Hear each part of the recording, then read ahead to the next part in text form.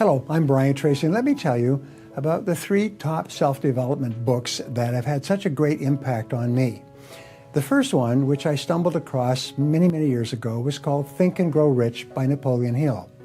Now, Napoleon Hill was a journalist and a writer, and he was called in to visit with Andrew Carnegie, one of the richest, most successful business magnates in the world at that time. And Andrew Carnegie invited him in for this interview, and he wasn't sure what it was about. And then Carnegie said, I want you to help me to develop a philosophy of success. I will open the doors to the 500 richest people in America so that you can interview them as many times as you need to, then take all the best information from these 500 people and put it into a series of books to help other young people to be successful much faster. And he said, but the challenge is this. He said, I'm not going to pay you a penny. I'll open all the doors so that you can get all the information and interview all these top people, but I won't pay you a penny. What do you say? And Napoleon Hill had thought this man was going to hire him and pay him an enormous amount of money to do this writing. He was shocked. And he sat there. He tells about it later. He sat there and he thought and he thought and he finally said, okay, I'll do it. And then Andrew Carnegie pulled his watch out from under the desk and he said, you had 60 seconds to give me an answer. You made your answer in 46 seconds. He then went on to open the door to every wealthy person in America, people who had started from nothing and become extraordinarily rich. And what Napoleon Hill did is he took over the years and he found that there were 17 principles that wealthy people had, qualities and behaviors. He found that no one started off with these qualities and behaviors, and he found that they were all learnable. So he wrote a 22-volume set of books on success, which nobody would buy. Then he wrote a 1,000-page book on success, which nobody would buy. And then suddenly the Depression hit, and nobody would buy a success book at all. So in 1936, they took a flyer, the publisher, and they published one small 250-page book called Think and Grow Rich, which became the most successful success book in the history of the world. And I read it over and over again, as have many of the wealthiest people in America. So that's my first one. That's where you would start. Now, my second one would be my own book, Maximum Achievement. Napoleon Hill's book was written in the 20s and 30s. My Maximum Achievement was written for the 21st century. And it shows you how to completely change the way you think, how to set goals in every area of your life, how to dramatically take control of your life in every area and eliminate the negative emotions that hold people back. But it also shows you how to form beautiful relationships with the most important people in your life, how to develop high levels of self-esteem and self-confidence all the time, and many other things. This book is based on my lifetime of study, reading hundreds and thousands of books and articles, putting the material together into seminars, and training more than 1 million people in something like 58 countries on these principles, and then writing it into a book. And so Maximum Achievement and Think and Grow Rich are the right hand and the left hand of success. Now, another book that I would recommend that I have always liked is The Power of Positive Thinking by Norman Vincent Peale. Norman Vincent Peale, I knew him and I worked with him before he died.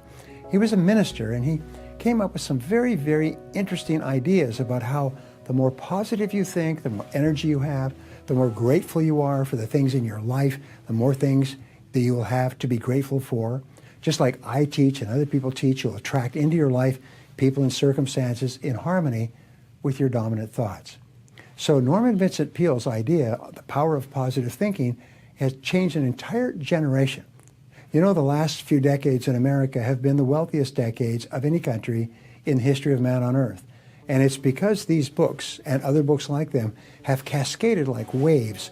And the people who read the books in the 50s and 60s and 70s, these people have become the movers and shakers and the wealthiest people in our society.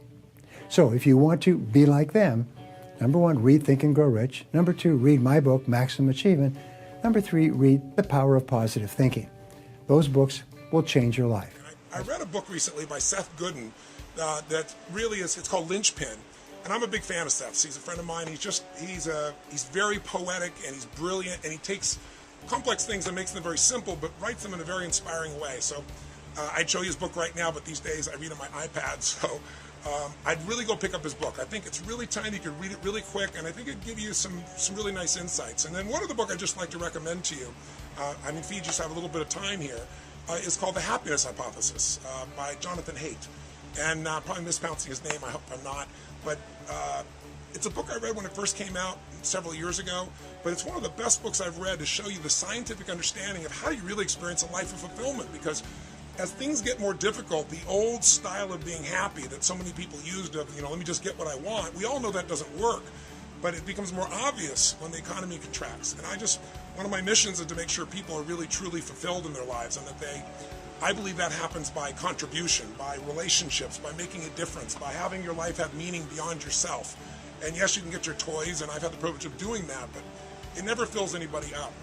This book, rather than me tell you that in a few words or some silly little quote, I think it'll give you some stuff that's real food for thought. It'll move you, and it'll kind of give you a little pathway to see what are the real ways to have lasting happiness and fulfillment. So just thought I'd recommend those two books to you. I hope you find them really useful, and thanks for tuning in to some of the silly quotes and tweets I sent out there. I hope they're inspirational for you. I'm just, at times like this, I'm always looking to help people out. At times like this, when I find other people that have got great messages, I like to pass them on. So take good care, and I hope to meet you sometime.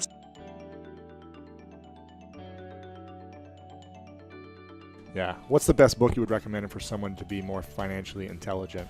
If there was one book to read to hopefully understand a lot of these principles when they didn't know them? Well, I think that I haven't read it yet. Everybody's talking really amazing about Tony Robbins' It's a great book. New book, Master right? of the Game. Yeah, Money Master of the Game. Okay, I haven't read that. And again, dyslexic. So I'm sure you listen to audiobook probably, right? I gotta get the audiobook. Of course, Think and Grow Rich. Yeah. I know, no, not Think. Rich Dad Poor Dad. Yeah. Okay. Rich Dad Poor Dad. It's a staple for Every reason. summer, I try to do a little extra reading. Here's a few books I've read recently that you might enjoy. On Immunity by Eula Biss. She explains the history of vaccination, why children who don't get vaccinated can even affect those who are vaccinated. She's a very good writer. I wish I could write as nicely as she writes. Should We Meet by Václav Smil. It's provocative the way he does the title, as though passing the responsibility to the reader, where we know it's pretty hard for people to give up meat. There are books that touch on this topic that don't have numbers in them, but this is Smil. You are going to get the numbers. You might even get a few sentences in between the numbers. How to Lie with Statistics by Daryl Huff. Being able to understand what you're looking at and being willing to say, hey, where did that come from? Is that accurate? It's a quick read. It's got a lot of good examples in it. It's a trip to the past, even though the basic points it makes are still as valid today. What If by Randall Munroe. It's a very clever way of getting you to think about various scientific things going on. This idea of when you say glass half empty, do you mean empty as in perfect vacuum? And all of a sudden, if there was a glass sitting there where you put the water on the top and the vacuum on the bottom and the vacuum on the top and the water on the bottom, this is clever. Those are the kind of questions that somebody with a good mind who's trying to figure out if they really understand, that's the kind of question you should ask yourself. Hyperbole and a Half by Ali Broche. She's pretty creative and humorous about making fun of herself and revealing her inner thoughts. There was one thing about the dog where, this is one that I told Melinda to read, where the dog's getting confused where they're moving. And so she's trying to simulate what the dog's thinking. And her dog, maybe it's true, it's one of the most inept, impossible dogs to ever take care of. And finally, The Magic of Reality by Richard Dawkins. In science, we're all kids. I mean, a good scientist is somebody who's redeveloped the chain of reasoning of why we know what we know from scratch many times, just to see where there's holes or alternate possibilities. It can never hurt to reread these things and think through what you're learning. We can observe way more stuff than you'd imagine, and we've made more sense out of the stuff we can observe than you can imagine. So quite a range there in terms of fun to learn, fun to know about. I hope you enjoy them as much as I did. Books. Books you should see as hidden treasure. Think about it. If I told you, because as I said, mentors are great in person, but some of the great mentors are no longer alive. Shakespeare, Darwin, Freud, Mahatma Gandhi. But if I told you all those people were in my house, they're going to be there this Saturday answering questions, magically I can make that happen. Would you show up at my house? Of course everybody would buy a plane ticket and end up in California. They are there in my house. They're in my library. They can be in your library too. Talking about Sam Walton. This is a man who made $160 billion for himself, more than all the other billionaires basically combined. He wrote a book on his deathbed. How many people have read it? It's a tragedy that not every business person's read a $5 book by a man who built an empire. But it's because the modern education system has turned people off from books. You got to rewire your brain. Let me show you a few quick tricks. First thing is stop seeing a book like a one-time event. See a book like a friend. You read it over and over. You come back, and just like Friends, you pick a handful of them. I recommend you find 150 books. There's 130 million. Can't read that many, but 150 you can read over and over for the rest of your life. There's no rule either at how fast you have to read them, at what pace. I set my own pace. People say, how do you read a book a day? Sometimes I take a week. But sometimes books only have one or two things that are worth reading. In fact, most books only have that. So I flip through the pages one time. I like to go through 3 times.